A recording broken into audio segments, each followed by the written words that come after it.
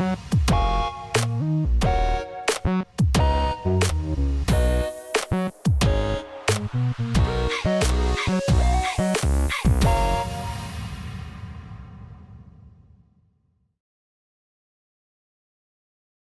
you for joining our webinar this afternoon.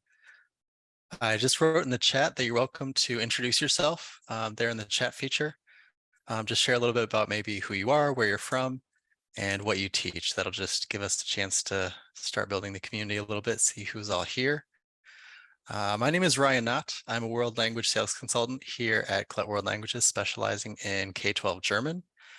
And thank you for joining us today. We're here to talk about these New York State World Language Standards, the ones that were revised in 2021. And we'd love to help you all sort of navigate the transitions as they were translated and revised since 1996, and just get up to speed with best practices and research that went into that transition and those new standards. I'll stay on to facilitate the chat function, but if you have specific questions about anything in the presentation or anything about the standards or examples, throw that in the Q&A instead. So the Q&A function has this little double speech bubble, whereas the chat function is the single speech bubble. Chat you can think of as just sharing your introductions or any resources you'd like to share, just kind of an FYI to the whole group, whereas the Q&A will sort of facilitate and see what common questions come up and mark them as answered as we go along. And I want to announce as well that this is recorded. There might be a chance later in the webinar to speak up or to show your face and be part of the video presentation. So just keep in mind that we are recording this. We will post on our website. So if you'd rather not, your voice and your image is not recorded, then you're welcome to stay on mute and off video. And I'm happy to share that I'm joined by my colleague here, Tyler William Johnson. He'll be going through our presentation, and he specializes in German as well. And he covers the East Coast region, the sales region for Collect World Languages, and that includes New York State. So with that, I'll leave it to Tyler to get the presentation started. Yes, thank you so much, Ryan, and hello, schönen guten Tag. Yeah, and I'm happy to talk to you all about our smooth transition from our standards of 1996 into the standards of today. For those of you who are here, just to introduce myself a little bit more with this, I do speak German fluently, so if you do have any questions or would like to ask them in German, please feel free to send them to me in German or put them in the chat, as well as later, if you do have any further questions, you are welcome to reach out to me as well. So with looking at this, we're going to be talking about making the most of our resources for the revised world language standards in New York. And I'm really excited to talk about this, especially after looking at the standards that you all have had, because they're very similar to as they were 25, 26 years ago. However, now we've broken them up a little bit more, which will help you as well as help the students be more motivated, encouraged speakers in the classroom. So to keep going on, in this webinar, we're going to talk about a few ideas of how to develop activities based on the revised standards. And I will also share a few experience of developing activities for different communicative modes, as well as looking at the idea of our authentic sources. So, whoops. To the wrong way. So what will we be seeing today in general? We'll be looking at the difference again between the 1996 and 2001 revised standards. As you probably know already, they're not super different, but there are some differences here. And we will be looking at, again, ideas for inside of the classroom activities with authentic materials in order to produce all the communicative skills for all different levels of proficiency. Few examples that will be shown for this will be a few interpretive communication, some interpersonal communication, as well as our presentational communication. And then going into our second anchor, we'll be looking at the idea of relating cultural products and practices into perspectives and looking at comparing the cultures as well. So, I saw this recently from Actual and based on the Actual guides from a few years ago, but I still think this was a really good chart to show what we're looking at when we're talking about proficiency level. So for most of our German users, you may know the German reference of standards, so the A1, A2, B1, B2, C1. We can also interpret this into the actual standard. So looking at our Novus low to Novus high, then our intermediate low to high, then our advanced low to high. So when we're looking at each of these, we know that level 1, our students should know how to give a few lists, use a few memorized words. So as we're seeing here, this parity. So in this Novus level, yes, they might be producing their own language, but they're still really parroting still. Whereas when we go into the next level, it's more I can survive. So for instance, when I went to Germany for the first time, it was I was just had been in undergrad for a couple of years, and it was survival. I wasn't parenting what I heard anymore, but rather I was trying to survive in Germany. I lost my suitcase, had to go up to someone and speak in German about this. That wasn't me parroting what my teacher taught me. This was me surviving, trying to get by. Whereas the advanced level, we're looking more at reporting on something. So maybe your student is a young reporter telling you what's going on in their society, or maybe it is your presentation that I'm currently doing. Instead of being in English, it would be in German instead. So the first thing that we're really going into with this then is looking at the difference between the standards from 1996 versus today. And for those that might be new teaching in New York State, those that maybe have been teaching in New York State for a few years now, you might already have understood these, or you have already gotten these from your district. But essentially what we're going to learn is that there is a bit of a shift in instruction. So what I can always think about is when I first started learning another language many years ago now, our teacher, what did they do? They threw worksheets at us. They threw handouts at us and said, oh, you conjugate the verbs, you'll learn the language.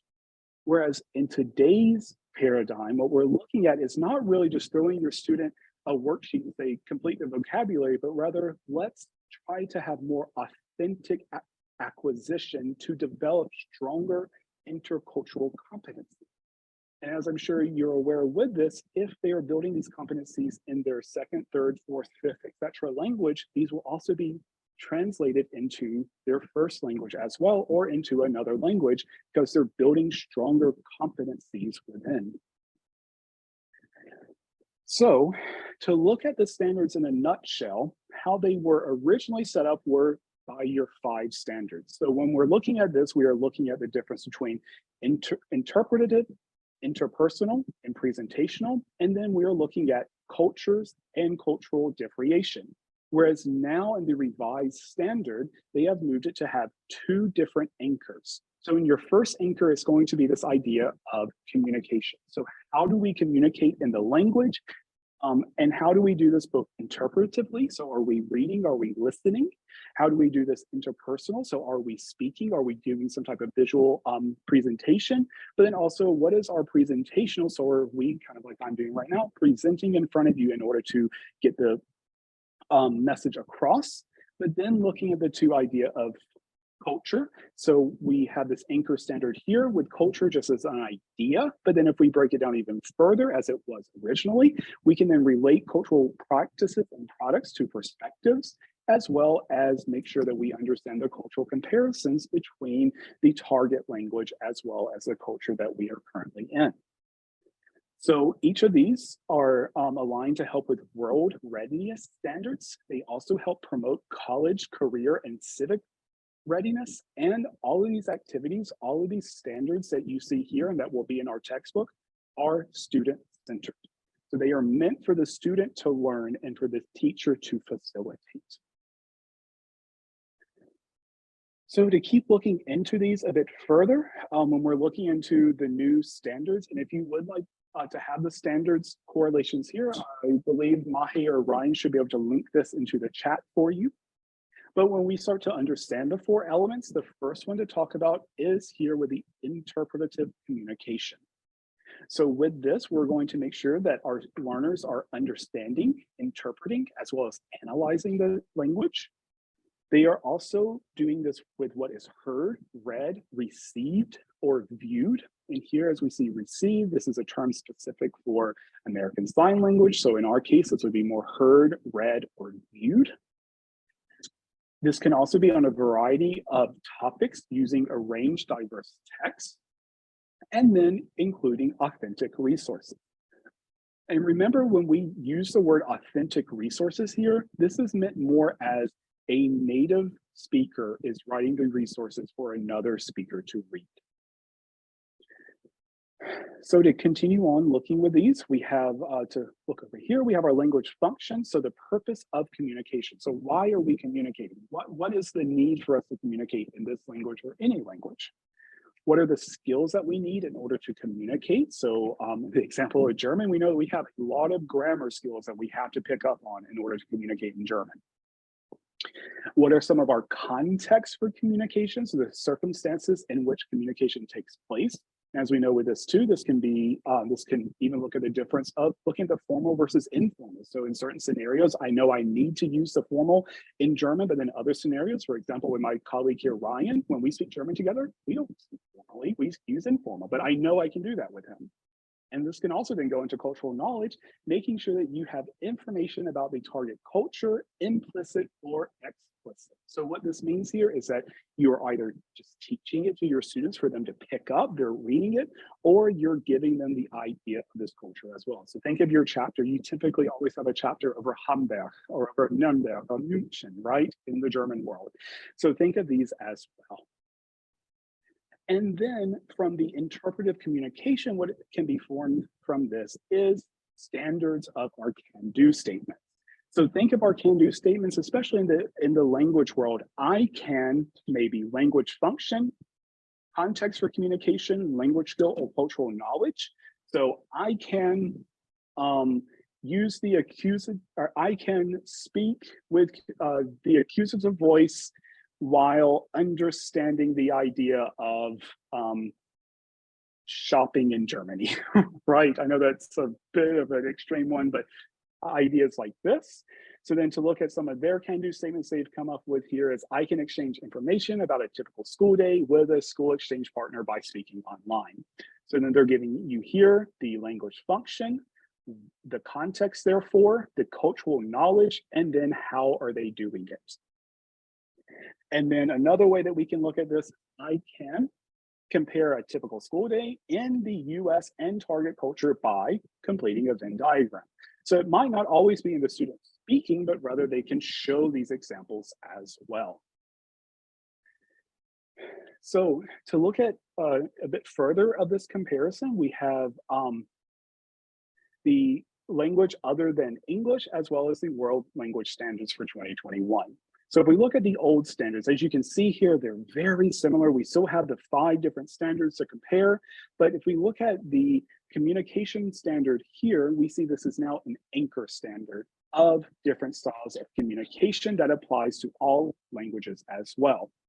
The next step, instead of there just being one communication standard for most modern languages, we can now see that there are 3 different communicative standards with the interpretative, interpersonal, as well as our presentational, which will reflect which language is used naturally, and each includes multiple language functions.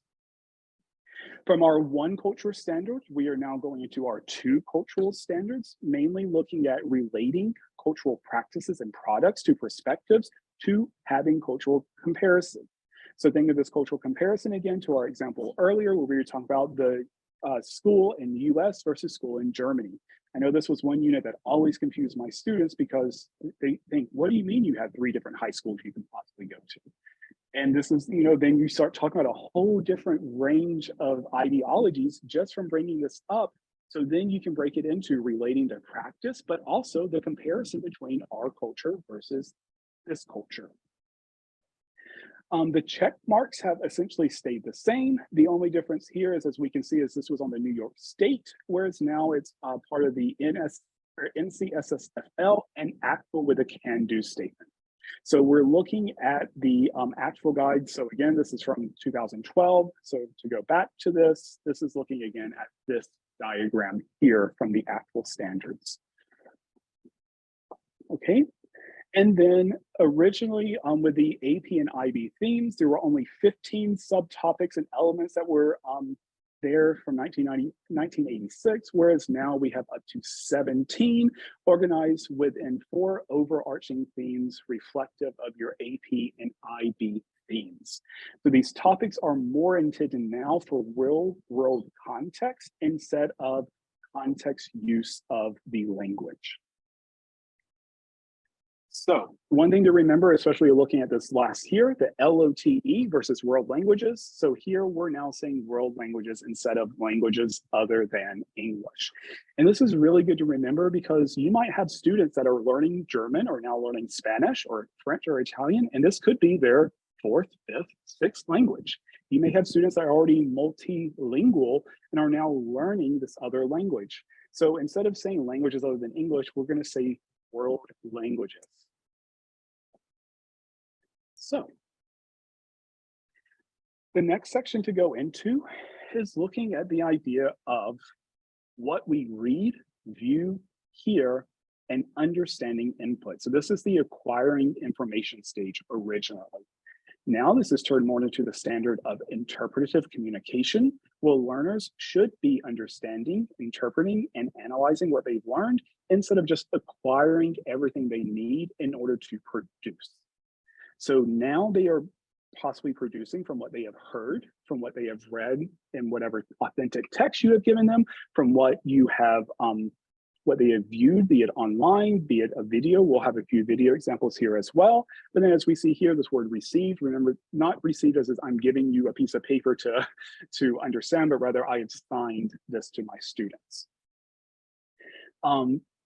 Also before with this, you were just acquiring information, but now this information could be from a variety of topics, whereas originally it might have been just over food or just over sports, right? Whereas now it could go over multiple topics all at one time, as well as we want to make sure we're including the most authentic resources as possible.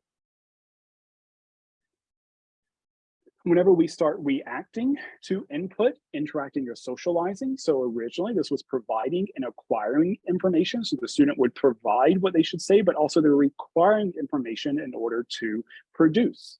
So now instead we're looking at this more as interpersonal communications. So students are trying to interact and negotiate within the language. They are also trying to be as spontaneous as possible in spoken and written communication. Remember, visual here is thinking about sign language. And they should be exchanging information, express feelings, preferences, and opinions. One of my favorite courses I was able to take in grad school was actually debate, and this was a huge interpersonal part of learning the language because I was able to not only talk about my opinions, of course, in my native language, but also I was able to express these opinions in my second language, making sure that people understood me if they didn't understand me in my first language.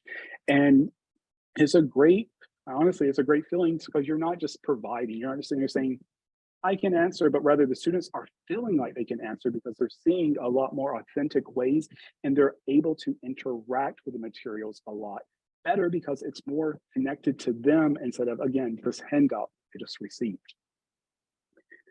When we start looking at explaining or presenting ideas, getting others to adopt a course of action, originally, this was just providing information, informing, and persuading, whereas now we're wanting our students to really present on what they have learned. So here with our presentational communication, students are presenting over an array of information or different topics. They are adapted to the various audiences. So your students are also able now or should be able to pick up the idea of maybe presenting to their classmates versus presenting to a group like we are in today. You know, when do you use this formal voice or this formal tone versus when do you use your more, though you might want to be formal, a more informal tone with your classmates? And then of course, the last one, we want our students to really know how to describe, inform, narrate, explain, or even persuade a topic. So think about me talking about, my debate class that I had to do in Germany. I was persuading people in a different language. And same with, though this isn't a full presentation in the class, think of me losing my suitcase in Germany and having to go up to the ticket agent and explain to him what happened and how am I supposed to get my back and how I need to inform him and describe my suitcase to him and where it came in and all of this in the second language. And it's something that when the student realizes they can do, they feel really great about themselves. So to keep going with here, we also have being aware and understanding cultural nuances, considering elements that could affect how a message is perceived. So originally this was just making sure you develop cross-cultural skills. So understanding a few folklore perspectives, perceptions, gestures, maybe traditions, family and community dynamics. Whereas now we might be relating our cultural practices and products to different perspectives. So if you think of the original, you were really looking at a one ideology of how, in the example of Germany, of how Germany maybe celebrates one holiday. Whereas now, for this, students are looking at it a bit more as what does Germany do, but rather what maybe does a certain region in Germany celebrate, or how does a certain group of people celebrate in Germany? Because as we know, different cultural skills may be presented differently depending on where the region may be. There is no overarching cultural skill that we can teach our students. As I learned myself, first studying in Munich, then going to study in Mannheim, there were two different cultures there in speaking as well as in writing in daily life. So these are ideas that I thought German culture was just going to be one umbrella, but as we're starting to realize, German culture is not just an umbrella term, right? So we're making sure that students can really use the target language with this. Again, they're identifying, they're describing and explaining this culture to you in the target language. They're trying to use practices and products of the culture study. So one thing that I find myself doing a lot now is the German 3 instead of the number 3. It's because I did this for so long and now it's, I don't know, weird for me to do this. And then also looking at cultural perspectives that could be suggested or the students have maybe picked up on their own. So I do know one semester with my students, it was really great because we decided to look at in German, it was called the Unsichtbare Frauen in Deutschland, so the unseen woman in Germany. And my students, I never even thought about this. My students brought this to me and we were able to talk about it together, look at the cultural nuances of this, but then also we were able to compare it to our own culture and how it was perceived here. And then, of course, we understand our own culture when comparing it to another and consider elements that could affect how a message is perceived. So again, we're developing cross-cultural understandings, but we're making sure that the learners, again, are using the target language only to compare, but also to pick up on their own products and practices from the culture that they have studied. So again, me picking up this German 3, don't know why I picked it up, but now it's just something that has kind of stuck with me. And these are other items that students will start picking up as well, especially when they study abroad. So let's now move into curating authentic materials in a checklist. So first question to ask, is it authentic? And my colleague and I were discussing this just a bit before class. And what does it mean to be authentic? I would somewhat argue that me writing something in German could be an authentic text. However, if we look at the actual definition, it is one speaker writing something to portray it to another speaker. More than likely, the speaker will be a native speaker, but it is an advanced speaker of the language producing something for someone else. Is it appealing for our students? Is this something our students even want to learn? And this is one thing that I do know, especially being a teacher myself, is always hard when choosing your textbook because you want to make sure that your students, especially if you're in an adoption cycle for 7 to 10 years, you want to make sure your students are going to find this appealing for 7 to 10 years. So will it become outdated super fast? Then also, is this appropriate for the level that I'm teaching? So for me, it's really hard for me to show kid videos in my college classes because my students find it a little too childish sometimes. Whereas in your middle school German class, it might be appropriate to show more kid-style videos in your classes because it's where they are age-wise. Whereas for my students, a lot of my students wanted to learn politics. They wanted to really understand the differences that were happening in our culture versus, in this example, the German-speaking cultures. So what performance-oriented tasks could you use and how can you use this to incorporate culture as well? So if you find a song, for instance, how can you make sure that the song is authentic, that is appealing to your students, but also age or however appropriate may be used here, appropriate for your students. So now we have found the authentic materials that will be used for our lesson unit. So what now? So remember, we always want to modify the task itself and not the document. And what I mean here is the task is going to be something that you might need to change a little bit. But the document could be, there's a text there. There could be a recording. It's going to be really hard for you to change that original document, but the questions that are being asked, you can change. The activity you want your students to do, you can change. So with this, can you adapt the authentic resource to different proficiency guidelines or different levels? So for instance, can you reuse something in German 2 and German 4? Yeah, you could. Or something you're using in German 4, could you use in German 2? Quite possibly. It just really depends on, again, what is the task being asked, but you're not modifying this original authentic text. One big importance of this, of course, would be your idea of scaffolding and organization. So remember, with scaffolding, we're looking at the idea of starting with a topic and then building on top of that topic. So if we teach verb conjugations, the next thing that's probably going to come after present tense verb conjugation in the German world would be going to the past tense. After that, we go into the Präteritum, preterite. After that, you might be going into the conditional. Whereas in other languages, you might set this up differently. However, in German too, if you've not learned some of these skills, it may be hard to use this same thing from German 4 into your German 2 class.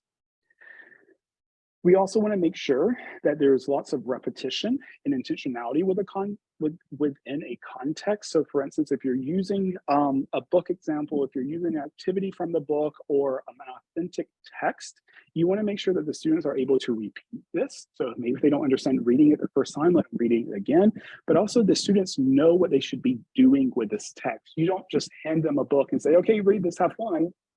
No, what is meant with this text that you are giving them? And then, of course, one thing, and we'll be going into this a bit more with our IPAs, making sure that your students have some form of self-assessment. So one thing great about our books is at the end of every chapter, your students will have a self-assessment, be it as a can-do statement, das kann ich, as we will see in our Klasse series, or you might see this as an example of a unit review, and even in your chapter test. Okay, so now to move into ideas for the classroom with some authentic resources from our books, we're going to be looking here now from our books series. We have here Portfolio Deutsch Neu, Klasse, as well as our Aspekte Junior. Please keep in mind that for these examples, I am solely doing these for our German series. If you do have any examples about our Spanish, French, or Italian series, please feel free to reach out to me and Ryan, and we'll make sure to get you into the correct inbox, so to speak. But for these books, again, these are all of our high school level books. Portfolio Deutsch Neu is our newest book of the series, and it was the book that was meant specifically for the American market. We have Klasse, which is meant more for an international market. So everything in this book will be completely monolingual starting on day 1. And then Aspekte Junior is going to be more your advanced book. So looking at your level 4, level 5, and AP classes, and going all the way up to that advanced low level. And each of these books do have perspectives that help your students. Again, this is in German and not for the Spanish, French, and Italian, but these books do give you ideas and examples on how you can pass the USD in Österreich, as well as the DSD in Germany. And there's examples from both of those on taking this test. So our standard number 1 with looking at our books, interpretive communication, where everything starts. So one example that we have from our Klasse book here, so the B1 level, remember this is going to be our intermediate medium, intermediate or low to medium. As we see here, we have infographics whereby the student can see, in this example, I will translate, Deutschlands Fernsehkonsum verändert sich. So Germany's consume of television has changed. So then here with this, the student is to explain how much viewing TV has changed in Germany over the past few years. So from 2016, um, from beforehand, but then also with this, the students can, as we see here with this example, the students can also compare what they are seeing here in Germany to what we have in their own country. So remember, excuse me, Klasse is set up for an international market. So when it's saying here in eurem Land, it could be because Klasse is also being used in Mexico or being used in another country as well. But then you could change this into wie das Fernsehverhalten in den USA ist, right? And then your students can then do each of the skills that we talked about earlier. So they are given what they need. They can then give something back, but then also they can present so that all students can understand what is going on here. We also have within our interpretive communication, we have authentic readings. So for this idea, Devanda, so here a business idea for creative people. And they're to read here about this, but then after this, they are then to collect information about companies or business ideas or personalities from your country as well as from other countries that is for that are interesting for the topic of consumption. And then you're going to present to class, how can you use this as a portrait, right? So for instance, for your students, they are there to read this, and then they are to come up with ideas of how this is also done in our own country, but then also examples of how they are seeing this done elsewhere. They were then to present to the class, present to their small groups. You could have them write, or you could just have them completely interpret what is going on. And one last example of this for our interpretive communication is an ad. Each of our books have different forms of ads inside of them. And as we can see here, the students are able to look at each of the ads, what is being advertised here. They are able to see which ones do they like the most and which ones do they not like and why. But then what you could also do here is, again, another cultural comparison. You could then say, okay, we have one on here that's looking like it's the talking about washing machines. So you can then have your students, okay, how much does a washing machine typically cost here versus how we see in Germany? Maybe you then bring up the conversation again about food. Isst du gerne Sushi? Oh, ich esse sehr gerne Sushi. Do you like to eat sushi? I mean, I do, right? But for your students, we can even go here with our chocolate too. So isst du gerne Schokolade? Oh no, ich esse nicht gerne Schokolade. Right? So then we have this, and then looking at the idea of, we have here also clothing, and then even looking at, I find this one really funny, milk and meat. Your farmer is bringing it, right? So, you know, just little funny ads like this, but then we could also look at the idea of our ads that we have here in America that are now in Germany. So I know one that I always find interesting was the Ich liebe es, because in English we have I'm loving it, but in Germany it's I love it. There's even a bigger, different connotation with the I'm loving it versus I love it, as we have in the German context. And then, of course, and this is one thing that is a small advertisement, we do have at Club World Languages a German music playlist for you. You're welcome to download this. And yeah, alle essen gerne Schokolade. Ich esse sehr gerne Schokolade, yeah. But here with our Spotify playlist, we will be updating this, and also send us or have your, maybe you send them to us, but send us any examples that you might use in the classroom, because maybe we don't have it here yet. Maybe it's something that your students really, really like.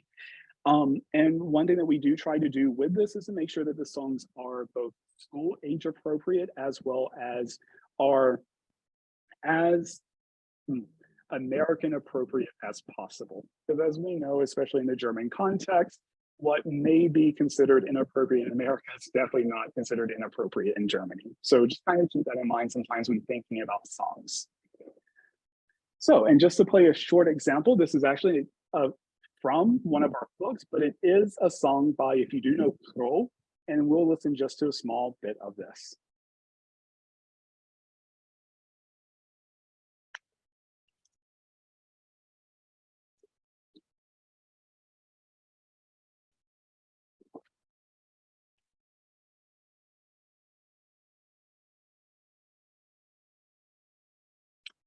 Thank you for letting me know.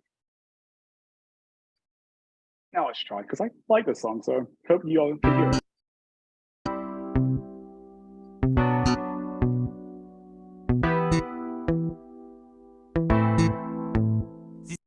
Oops. So anyway, I did not mean to fast forward, but I can make sure I share this link with you so you can have it later. However, one thing we can see here is Doch Baby, glaub mir, das Beste bist du, ey, vergiss mal den Rest und vorzu. Ich will nie wieder weg, denn es cool. Ja, ich weiß, es gibt viel, was mir gefällt. So here, when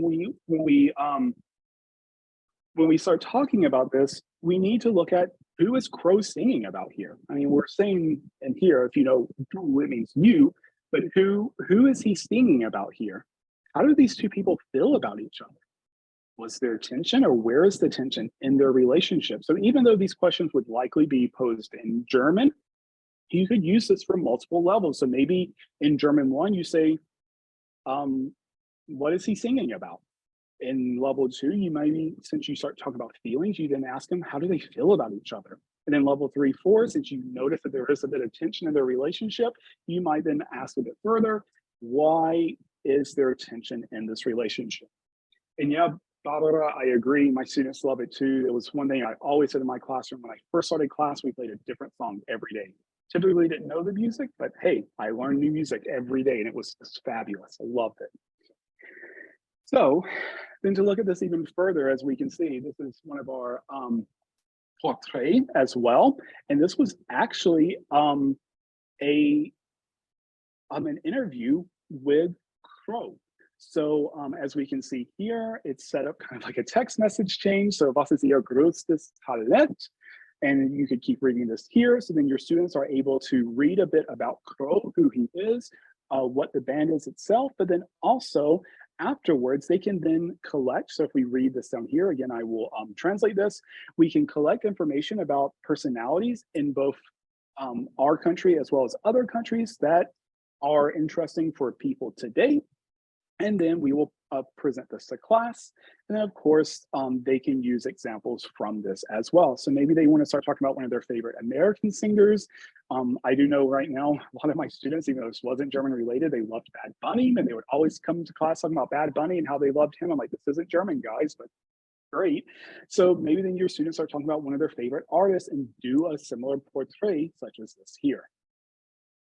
So to go into our next standard, we have here our interpersonal communication. So making sure we have spontaneous communication. So like I said, at my example, when I was in Germany, I lost my suitcase. I had to speak spontaneously. I couldn't just bring up my phone and think, okay, what is suitcase? How do I say where I lost? No, I just had to start speaking, use words that I knew, didn't know, had to come up with new phrases. So our books help you with this as well. Making sure that your students are able to spontaneously communicate. So be this that they are collecting information, you're having them speed date with other students about a topic, you're having them play the example of cashier versus person buying. However this may be, we have lots of great examples inside of the book that will help the students be able to speak spontaneously. I am so sorry. So then when we look at this one, so an activity that we can see from our level 1 book from Klasse here is the Verabredung. So here looking at making plans, and then the students should be trying to make plans, be it on what day they have time on, what are they wanting to do together using the verbs from that chapter, at what time they plan to do this, but also making sure that they're using the correct language here. So are they speaking with their teacher? Are they speaking with a parent? Are they speaking with another peer? So are they using here the Hallo Herr Johnson, hier ist Herr Not? Or are they using here, Hallo Ryan, here is Tyler? So making sure they're using the correct form, but then also making sure that they understand that these communication tools will be used over and over again, just with different vocabulary words, with different verbs, with different time. And then here also within each of our books, we have our speaking clips that present authentic dialogue with gestures and facial expression. So they're not like some of your older videos where you have someone, Hallo, ich heiße Tyler. Ich bin No, but rather it's more authentic. It's like two people speaking a language, having conversations together. Think of these people almost as your young reporters going around talking to each other. And also these will serve as models for student interactions, because as we know, this dialogue here can be used 100 different ways with 100 different verbs or 100 different times of reference. But the student has to understand that they have to find a way to build this. So looking in our third standard, or the last one for this anchor, is looking at presentational communication. And within this, each of our books has presentational examples that you could use both as task-based learning, or you could even use here as some type of presentational learning. I could also say that some of these could be used in other ways, such as here with this question, was war dein Lieblingsprojekt? Because not only are they talking about here their favorite project, they could be talking about different subjects. They could be talking about a project that they actually do with their parents. Maybe one of the favorite projects your student has is building floats with his dad because of homecoming parade. I use that as an example, one, because I've had a student use that before, and two, I was that student as well. So, you know, these are different things that we might have to think of so that the student might not ever present this to anybody, but could be some type of interpersonal skill that they are trying to pick up on. But then also, as we see here, this project quiz, the students are woher kommt, whomever, or whoever, the students are supposed to come into groups, look for photos of famous people, and write a small quiz to then give to other people. To other groups. So think of this almost here as a guess who game that your students could create together, or even some form of asking students to describe them. And this is already in level 1, as we see here in chapter 3.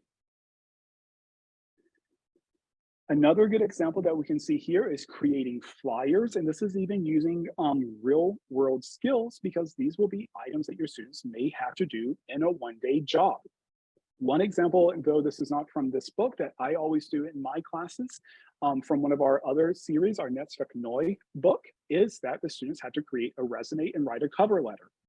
I thought, especially teaching college, I would have a lot more students having already written a cover letter and resume. You'd be surprised at the amount of students that was the first time they had ever written one of those. And it was in German. So not only had they learned the skill in the in their world language, they are also learning the skill in their native language as well. And then of course, culturally, we would see comparisons with them, with both of them. So how do you write a resume in German versus how do you write a resume in the American standard? But at the same time, students are able to then see these cultural, and they are able to have presentational, because eventually they will either present this to you. So in this case, the flyer, they may be creating a flyer for a vacation they're going on, or they're creating a flyer for wanting to create films for people, or creating a flyer for younger people working with older people, or maybe they want to create a flyer for their band concert they have coming up in German, or for their cheerleading event they have coming up. But of course, this would be done in the target language. And then looking at our last anchor to finish up for today, we will be looking here at our cultural products and practice. Yes, so real quick before I go into this, there is a question here. Is there an online version for this book? Yes, we do have online versions for Klasse Popular Deutsch Neu as well as Aspekte Junior. And if you want to send an email to me or Ryan, we'd be happy to get you a demo account set up as well. Yeah, thank you for that question. So yeah, so everything can be online, or almost everything. I say that with an asterisk, and you'll see why whenever we talk to you about it. So looking at a few other perspectives here with cultural products and practices. So digesting culture in different of our Dachländer, right? So in this case here, we're looking at another one of our portraits, and we're looking at different authors from different German-speaking countries. So if we look at our first example here, we see that he was an author, and then he also worked as a graphic designer, as well as he wrote advertisements. And then if we kept going on, we'd see other items, and then we'd be able to know where he comes from. Same with our friend here, Cornelia Travnik, as well as Wolfgang Herrendorf. So we would read these information, but then again, we would then produce ourselves. So then we could collect information about different personalities from our country or from other countries, as well as for the relationship for the topic relationships. So how are these interesting? And then again, they will present to the class if you want them to do that, or they can create this as their own portrait that they eventually write for you in their German textbook or what have you. Another one with this, with digesting, it's not just going to be talking about people in each of these countries, but also different things that are made in these countries, different items that we eat in each of these countries, maybe different singers, different other cultural perspectives that we may have. So in this one, as we can see, we have the coffee filter versus the idea of the beach seat. I forget exactly the English name of this, as well as here, our pacifier. Then going down here to our sewing machine. So then again, we can look here at collect information about things that were made in Germany, Austria, or Switzerland, and then talk about it to the class.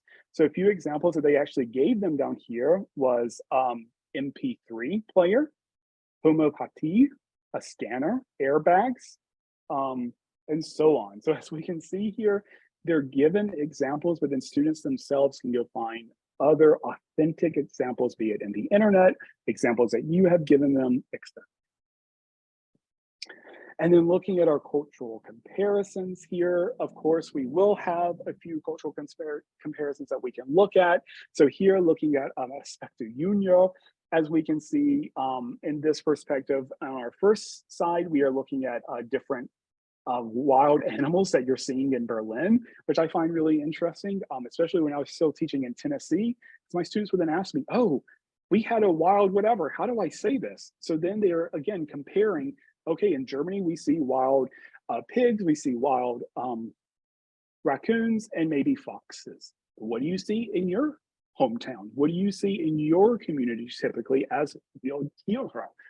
You could even then bring up to here, hast du Haustiere? Do you have any animals at home? Maybe do you have an animal at home that's not your traditional animal, right? So I remember growing up and always telling people I had horses and cows. I'm like, oh, those aren't animals. Those aren't your.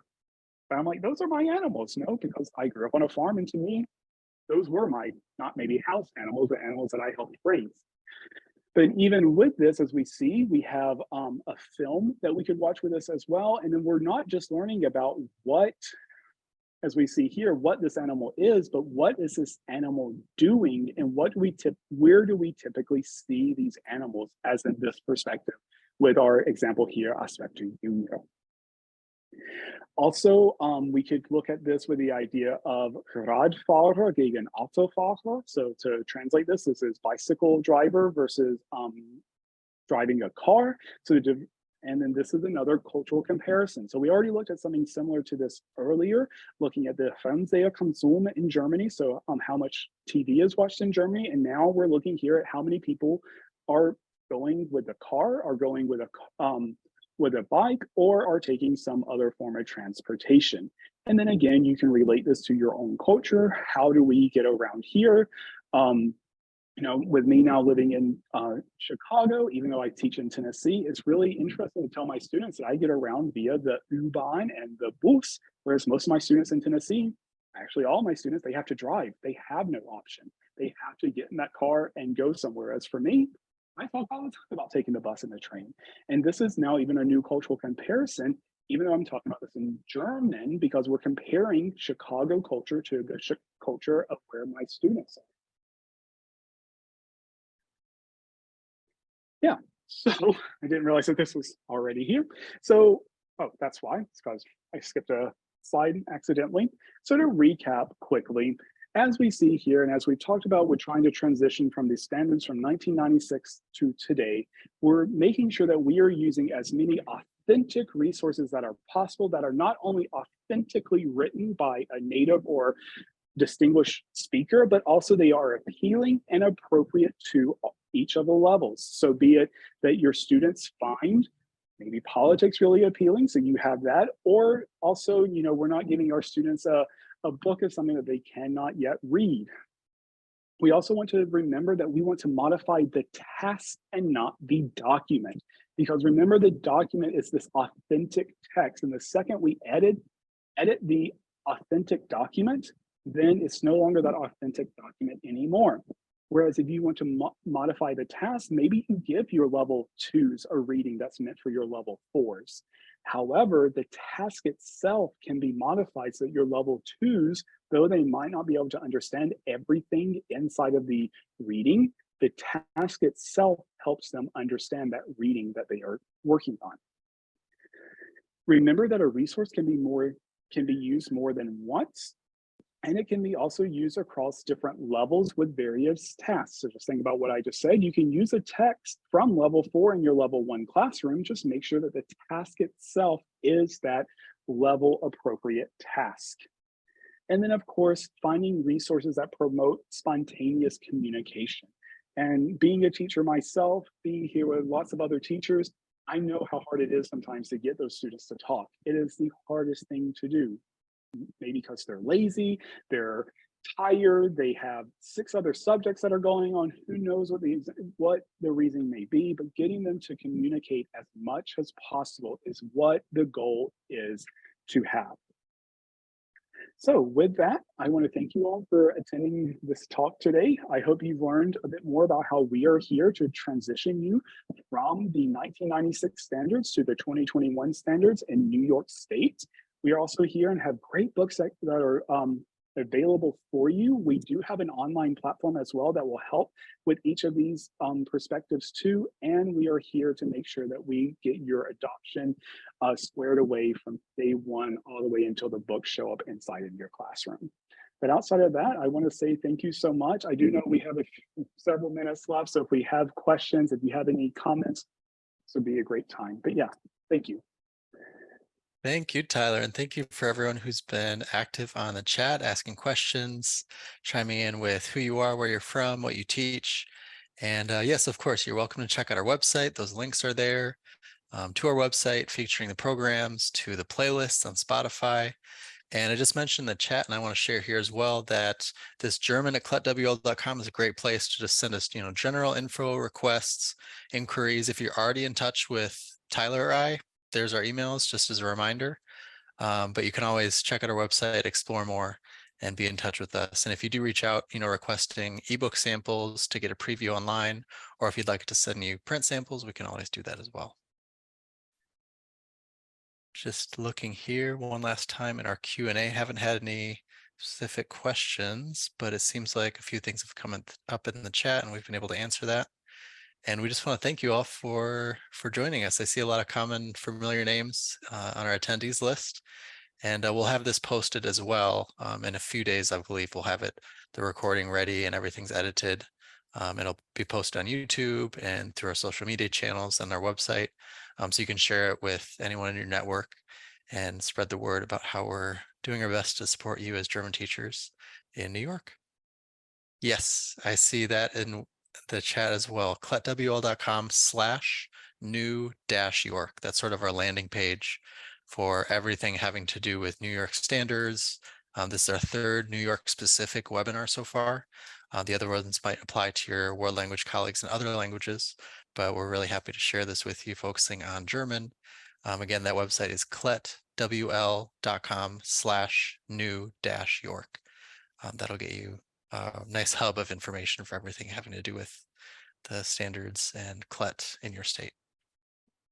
If you're part of the district, we also have stuff on there for Spanish as well as for French. So we're happy to help with those too. And we have Italian too. So if you have any colleagues that are looking for Spanish, French, or Italian, we're also here to help with that too. Ryan and I can help with this. And if they do need someone who speaks Spanish or French, we also have a great team that can speak that language as well. So and those teams are managing, exactly, those teams manage those shared inboxes, Spanish at cletwl.com, French and Italian respectively. But thank you all so much for your time this afternoon. We hope to be in touch soon. Ja, vielen herzlichen Dank.